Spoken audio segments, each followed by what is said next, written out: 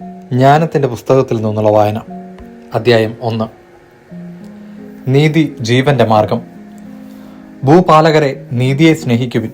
കളങ്കമെന്നിയെ കർത്താവിനെക്കുറിച്ച് ധ്യാനിക്കുവിൻ. നിഷ്കളങ്കതയോടെ അവിടുത്തെ അന്വേഷിക്കുവിൻ. അവിടുത്തെ പരീക്ഷിക്കാത്തവർ അവിടുത്തെ കണ്ടെത്തുന്നു. അവിടുത്തെ അവിശ്വസിക്കാത്തവർക്ക് അവിടുന്ന് തന്നെ വെളിപ്പെടുത്തുന്നു. കുടിലബുദ്ധി മനുഷ്യനെ ദൈവത്തിൽ നിന്ന് അകറ്റുന്നു. അവിടുത്തെ ശക്തിയെ പരീക്ഷിക്കുന്ന ഭോഷന്മാർ ശാസിക്കപ്പെടുന്നു. ജ്ഞാനം കപടഹൃദയത്തിൽ പ്രവേശിക്കുകയില്ല, പാപത്തിന് അടിമയായ ശരീരത്തിൽ വസിക്കുകയുമില്ല. വിശുദ്ധവും സുഷിക്തവുമായ ആത്മാവ് വഞ്ചനയിൽ നിന്ന് ഓടി അകലുന്നു. മൂഢാലോചനകളോട് വേഗം വിട പറയുന്നു. അനീതിയുടെ സാമീപ്യത്തിൽ ലജ്ജിക്കുന്നു. ജ്ഞാനം കരുണാമയമാണ്, എന്നാൽ ദൈവദൂഷണം പറയുന്നവനെ വെറുതെ വിടുകയില്ല. ദൈവം മനസ്സിന്റെ സൂക്ഷ്മ വ്യാപാരങ്ങളെ അറിയുന്നവനും ഹൃദയത്തെ യഥാർത്ഥമായി നിരീക്ഷിക്കുന്നവനും നാവിൽ നിന്ന് ഉതിരുന്നത് കേൾക്കുന്നവനും ആണ്. കർത്താവിന്റെ ആത്മാവിനാൽ ലോകം നിറഞ്ഞിരിക്കുന്നു. എല്ലാറ്റിനെയും ആശ്ലേഷിക്കുന്ന അത് മനുഷ്യൻ പറയുന്നതറിയുന്നു.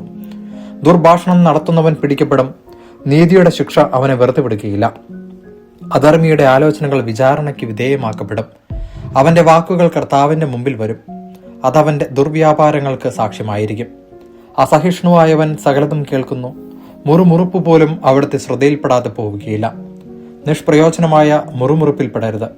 പരദൂഷണം പറയരുത്. രഹസ്യം പറച്ചിലിന് പ്രത്യാഘാതമുണ്ടാകും.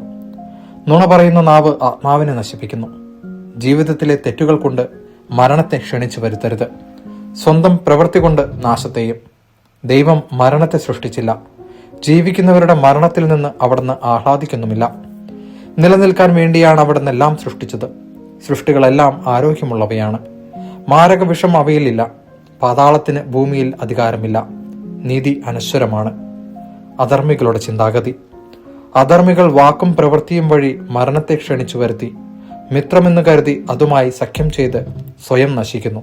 അതിനോട് ചേരാൻ അവർ യോഗ്യരാണ്. ദൈവവചനമാണ് നാം കേട്ടത്.